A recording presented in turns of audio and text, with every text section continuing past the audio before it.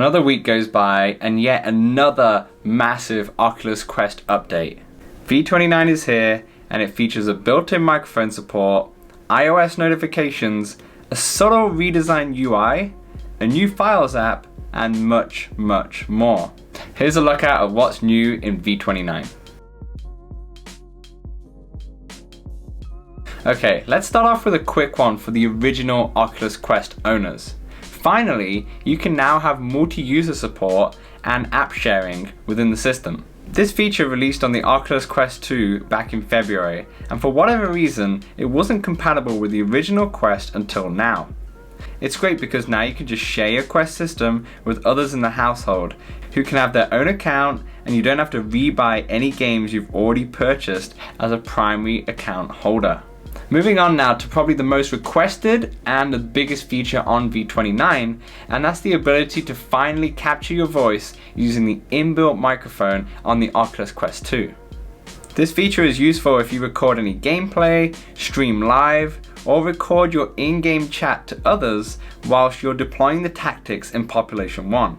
This is great for content creators like myself, who normally have to rely on an external microphone device whilst I record gameplay, which means I have to put in the time to syncing that audio up. Well, now I don't have to do that, unless the microphone is crap of course, then we'll go back to the external.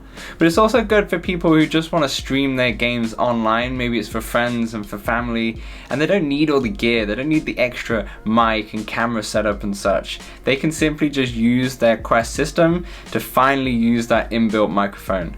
Now this is a feature that has been broken for the Oculus Link since November now, so I'm hoping that this update means that that feature is now fixed as well. And with that, they're also launching this new casting feature that's called Live Overlay, only for iOS devices. Now this essentially allows you to place yourself into the game whilst you're casting or recording, similar to like a mixed reality setup. Providing that it works well, it will generally look like you're in the actual game. Time will tell if this feature will work well. I reckon it will be similar to those overlays that you can do in Zoom or other video call apps, where it will generally look better with a clean background and slow movement. This will only work on iPhone devices 10s or newer, and there's no talk about any Android version just yet. I think that this will be an awesome feature to show friends and family what it really is like in VR. Because you could just use the casting app through the Oculus app itself on your phone, and instead of them just seeing what you're seeing, they can actually see you in the game performing those moves. So it's going to be much more enticing for them to maybe try it out. And you know, we have a built-in mic feature now, and we have this live overlay feature. Like surely, if it's gonna work really well, I won't need this external mic, I won't need this camera, I can just use my phone to capture all this gameplay. I don't think it's gonna be as smooth as what you do with some external devices. However, I think I'll definitely be testing this one out for the channel. Right, let's move on to another feature that has also been highly requested, and that is mobile notifications. Yes, you can now enable iOS phone notifications to appear in the headset, letting you stay connected at all times. This is a great feature, especially for emergencies and for people who want to fit in a quick Beat Saber or Synth Riders session before their next work meeting. Just like Live Overlay, this one will be only for iPhone users. However, they have said that they're working on an Android rollout soon. So Android users, chill out, this one is actually going to come to you at some point. Oh, by the way, did you notice that the icons at the bottom have changed? They're big, bold, colorful. I'm kind of on the fence whether I like them or not. Maybe I'm swaying to the old design, but it's a cosmetic change, so eventually I think I'm just going to come around to them. But it's an interesting thing to note. Nathy said this on Twitter recently, that the settings menu has disappeared. Now, you look at the bottom, you're like, where is the settings menu? They've actually hidden it, and it's in two spaces. One is if you go into the apps, the settings is now available as an app. Now this is a bit of a weird choice for me, because how the app folder works is that the recently played app comes on the top. So if you haven't clicked on the settings for a while, it'll be right at the bottom of this app list. And if you have a lot of apps, it's a lot of apps to go through to try and get to the settings right at the bottom. An alternative is you can click on the Wi-Fi symbol, and then you click on the Wi-Fi symbol and there's a little settings in the top right corner.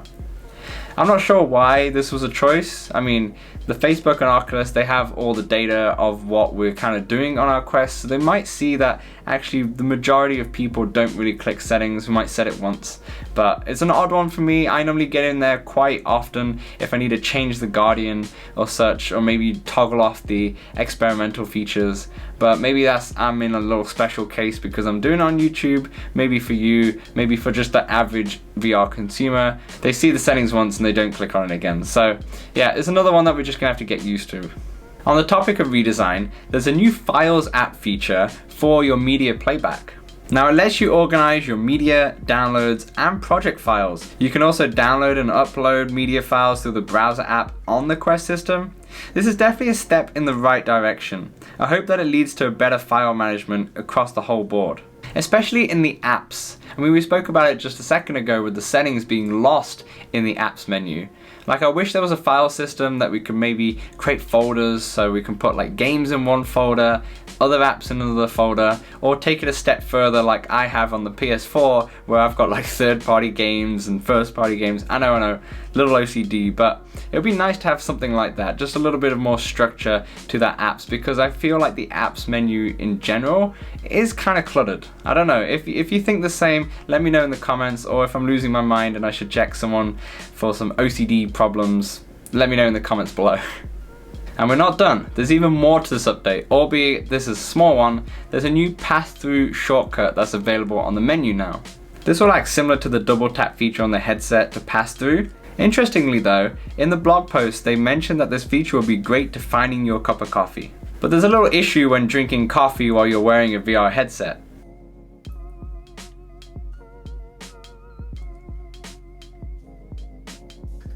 But wait, does this mean that there's a special VR Oculus exclusive custom mug made for the VR headset coming out soon?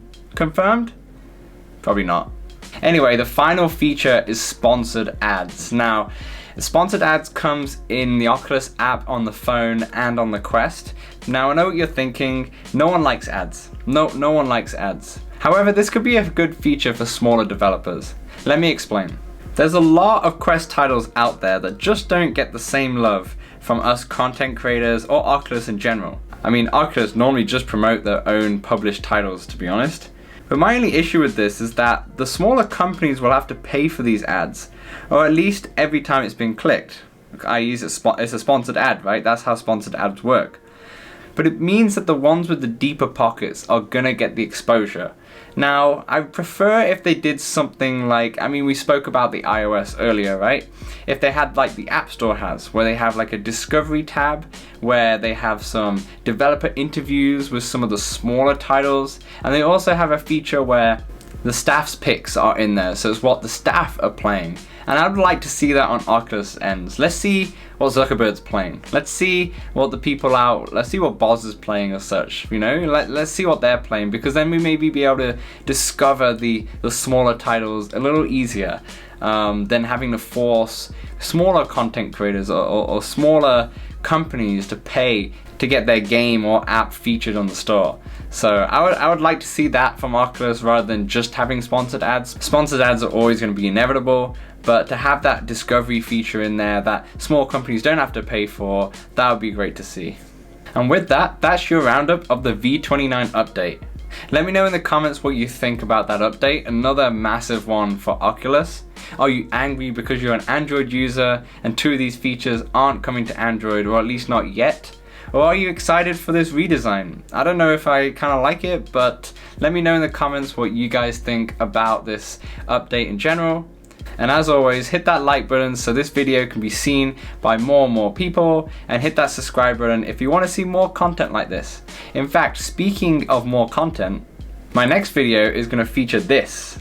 This is a paddle, a table tennis paddle, designed for the 11 table tennis. It's made by a company called AMVR, and this is really good. It has a few flaws, but it is really good to use.